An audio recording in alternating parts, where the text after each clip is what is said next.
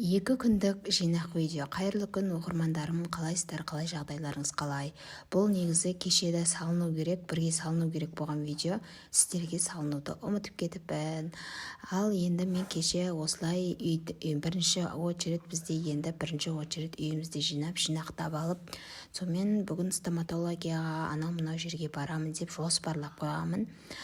Содан үйдің тірліктерін істеп болып, больницаға кетейін деп жатсам, күйеуім үй жаққа шаруалармен келе жатырмын десе шай дайындап қойшы деді. Біз киініп шығып баратқанбыз ғой. Содан кейін құрсын дедім да шешінімді қайттан стоматология звондадым.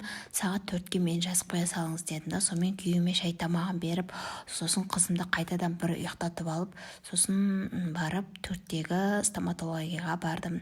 Сөйтіп мен ойлағам, стоматологияға барам, сосын әрі қарай стоматологиядан шығып бір-екі шаруаларымды бітірем деп сөйтіп ойлағам ғой. Сөйтсем қайдам стоматологиядан шыққаннан кейін 180 мен үйге қайтып кеткенсің ғой. Еще сіздерге бір осы арада бір лайфқа қайтып кетейін. Осындай Габренидің қасқарына алған гелі бар ғой. Соны мынандай майда шаштарыңызға қолдансаңыздар болады. Андай жел болған кезде майда шаштарыңыз шығып кетеді ғой. Соны осылай көтеріп қойсаңыздар болады. Зато стойш тұрады да, соған ше. Сіздерге менен бір кішкентай лайфхак болсын. Сосын андай лак бар ғой, қатыратын севетін лак сияқты, бұл андай қатырлап ондай болып қалмайды да, андай өзіңіздің қалпына, шашыңыз өз қалпына келеді. Солай өстіп өзімше менің стоматологқа кетіп баратырмын деп инстаграмыма айтып, сөйтіп үйден шығып, оның арасында күйеуім ұйықтап үлгерді. Сөйтіп күйеуім ұйықтап тұрғаннан кейін бізді қызымыз екеумізді стоматологияға солай бізді жолшылай апарып жолдан тастап кетті. Одан барғаннан кейін стоматологияда әдеттегідей очередімізді күтіп 4-те жазылып қойсақ та, солай қызымды неде отыратын қызға беріп қойдым. Солай тісімді емдетіп қаратам десем, сөйтсем тісімді жұлып тастады, уже іске аспайды деді. Сол күні тамақты ішпей, ештеңе де ішпей жатып қалдым. Содан ертесіне кәдімгідей андай тамақты жемегеннен кейін прям тамақ іздеп та ештеңе алған жоқпын. Қой құрсын деп таңертең тамақ жемеген болмас дедім. Таңертең каша істеп іштім. Кстати, бүгінгі 1 мамыр халықаралық бірлік күні, мерекелеріңіз құтты болсын. Әдеттегідей бүгін мейрам болғасын, біздің балапандарда да үйде садикке барған жоқ.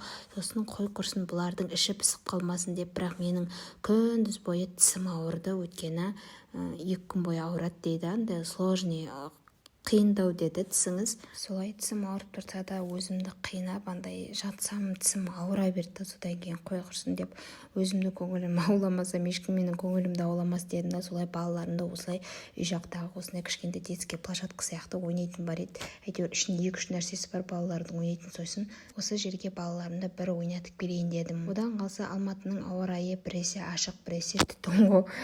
Қазір күн болып тұрса, қазір жаңбыр жауа салады да, осының арасында әйтеуір 5-6 мәрте есеміз келген шығар, күн жаңбыр жауады деп.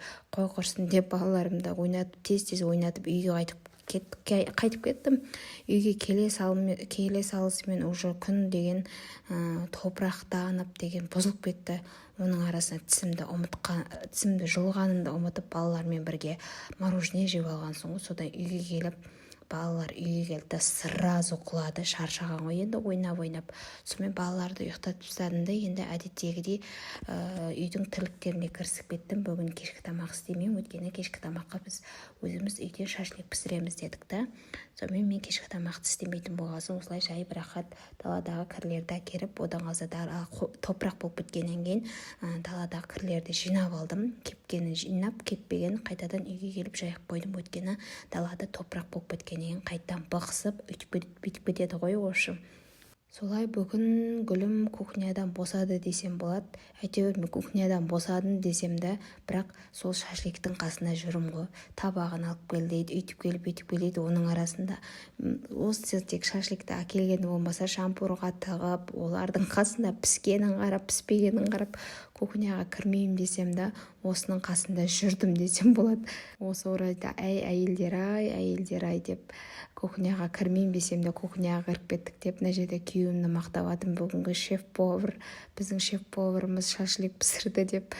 бұл кісі енді камераға көп көріне бергенді жақтыратын кісі емес деймін ба, жақтыра бермейді көп камераға түсіргенді. Сондықтан осы жерде басын бүгіп отырған жайы бар. Ал мына жерде қыздар сен арықтап жатсың ба дегенге, қыздар сіздерге мінекей дәлел. Арықтағанның көкесі осы ма қыздар? Міне арықтап жатырмын. Сіздерге көп көрсете бермеймін, мен тез қылып көрсетіп жіберетін едім ғой, жаттығу істеп жатқанымда. Ал мына жерде сіздерге шынайы, сіздердің енді осы жерде шынайы отзывдарыңыз болсын, арықтаған ба, арықтамаған ба. Енді маған енді өзіме тастағаным кәдімгі реально өзіме деген четко әдемі көрініп тұр. Енді өзіме прям андай өзімде жеңіл жаттығуларды ойнап жүріп, секіріп жүріп жасап жатырмын ғой жаттығуларды. Ал осы орайда енді сіздердің қолдауларыңыз қажет, және де бүгінгі мерекелеріңізбен тағы да құттықтап кетейін. Мерекелеріңіз құтты болсын. Осылай жылдан жылға мерекеге жете берейік. Ал енді сіздер комментарийларыңызға бүгінгі мерекені құттықтап, және де менің шынайы арықтағым туралы отзыв жазып кетіңіздер. Мен шынымен жеттім ба, жетпедім ба дейсің ғой. Ал осы орайда сіздердің лайктарыңызды басып, комментарийларыңызды жазатын уақыттарыңыз. Бос қарап отыра берме. Бүгін енді ұзақ видео салдым сіздерге.